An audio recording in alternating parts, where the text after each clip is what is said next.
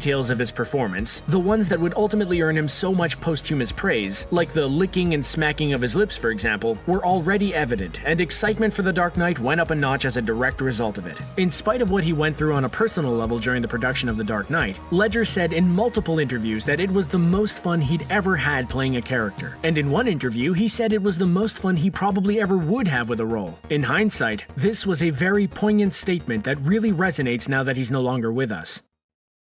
On January 22nd in 2008, Heath Ledger was found dead. He was found by his housekeeper and a masseuse, in bed in his Manhattan loft, 4 months after production of The Dark Knight wrapped, and 6 months before it was due to be released in theaters. Ledger was only 28 years old, and he would never get to see the final product of his labors or the global reaction to his iconic performance. While the cause of his death was officially ruled as being an accidental overdose of prescription pills, specifically a toxic cocktail of the painkiller oxycodone and the minor tranquilizer alprazolam, rumors were rife that getting so into his performance as the Joker had taken its toll on him, contributing to or even being the prime cause of his death.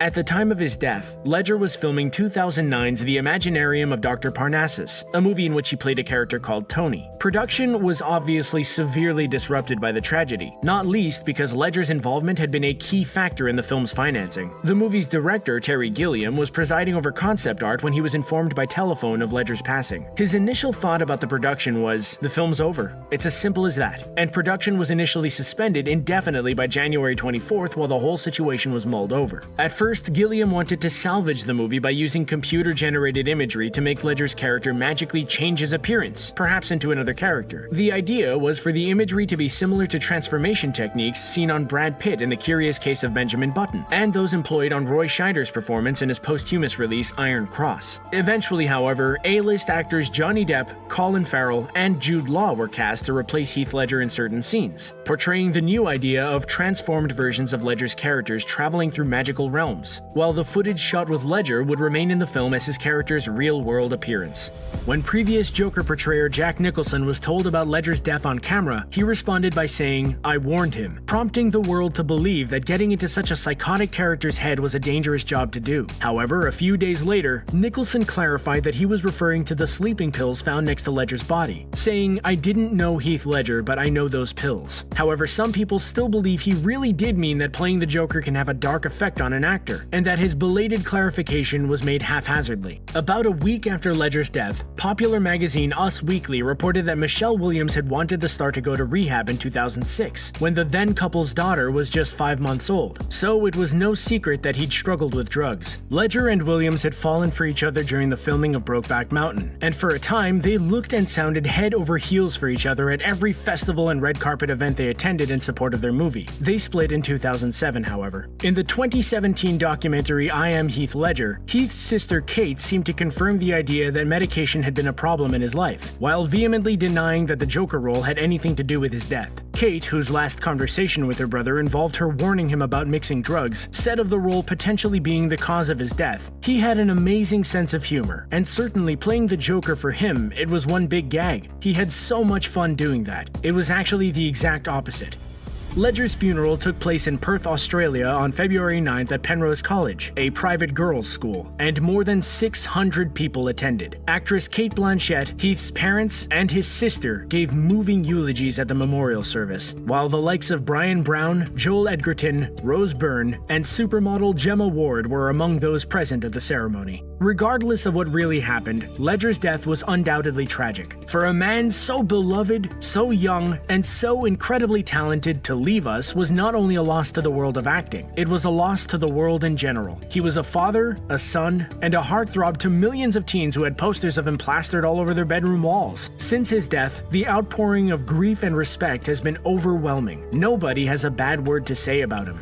Gary Oldman, who played Jim Gordon in The Dark Knight, said Ledger was a sweet guy who oozed charisma. Aaron Eckhart, who played Harvey Dent, called him just a really great guy. Maggie Gyllenhaal, who played Rachel Dawes, said she could see that something remarkable was going on when Ledger was playing the Joker. Michael Caine, who played Alfred Pennyworth and famously forgot his lines upon seeing Ledger's Joker for the first time, used words like incredible and inventive to describe him. Christopher Nolan said that what he did with the character was nothing short of phenomenal and that it mesmerized him. and he could see that was the case from the moment Ledger stepped into the role. The Dark Knight himself, Christian Bale, said he did a damn good job as the Joker, that he misses him deeply, and completely dismissed the idea that the Dark Knight shouldn't be released, insisting that Ledger's talent should be celebrated and that he'd want his performance to be seen. Matt Damon, who co-starred with Ledger in 2005's The Brothers Grimm, described him as a really special guy, too bright for this world, and the best actor he ever worked with. Australian actor Bud Tingwell, who worked with Ledger on 2003's Ned Kelly, said he was right up there with the best actors he'd ever worked with. Another fellow Australian, Michael Caton, called Ledger brilliant but modest, and one of a handful of the most daring and watchable actors on the planet. And Michael Keaton, who played Batman in 2 movies in 1989 and 1992, described Ledger's performance as the Joker as unbelievable and extraordinary. We could go on. The outpouring of grief and admiration for Ledger came from all corners of the globe, but it wasn't only his colleagues and fellow actors who loved Ledger and what he did with the Joker. When the movie was released in July of 2008, fans were incredibly impressed with his performance, and of course, so were the critics and the powers that be in Hollywood's awards scene. The Dark Knight brought in more than $158 million in its opening weekend, and went on to gross more than $1 billion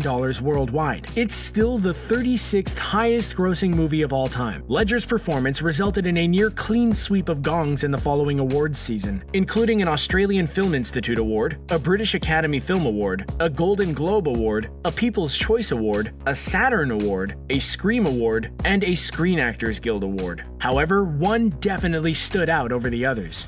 In February of 2009, at the 81st Academy Awards ceremony at the Kodak Theater in Los Angeles, Ledger was posthumously announced as the winner of the Best Supporting Actor Oscar, beating the likes of Josh Brolin, Robert Downey Jr., Philip Seymour Hoffman, and Michael Shannon to the prestigious honor. Following talks with his family in Australia, the Academy came to the decision that Ledger's daughter, Matilda Rose Ledger, would own the award. However, due to her age, she wouldn't gain full ownership of the statuette until her 18th birthday in 2023. Until that time, her mother, the aforementioned actress Michelle Williams, would keep hold of it in trust for Matilda. Ledger's family attended the ceremony, and both his parents and sister accepted the award on stage on his behalf. While some harsh individuals suggested the Oscar only went to Ledger because he'd passed away, the vast majority believed it to be fully deserved, and we have to say we're part of that crowd. More than 10 years on, Ledger's legacy lives on, most prominently for most fans in the form of his most celebrated performance, that of the Joker. The internet is full of top 10 type lists featuring movie supervillains, and if Ledger's Joker isn't at the very top of them, it's always damn close to being so. His line, "Why so serious?" is right up there with the most iconic in movie history, possibly even more so than Jack Nicholson's "Ever Dance with the Devil in the Pale Moonlight?" Ledger's Joker inspired so many people, both in terms of his fans and indeed when it came to making some other movies, and to this day he is considered not only to be the best version of the character and one of the best comic book movie villains, but also one of the best villains in movie history, period.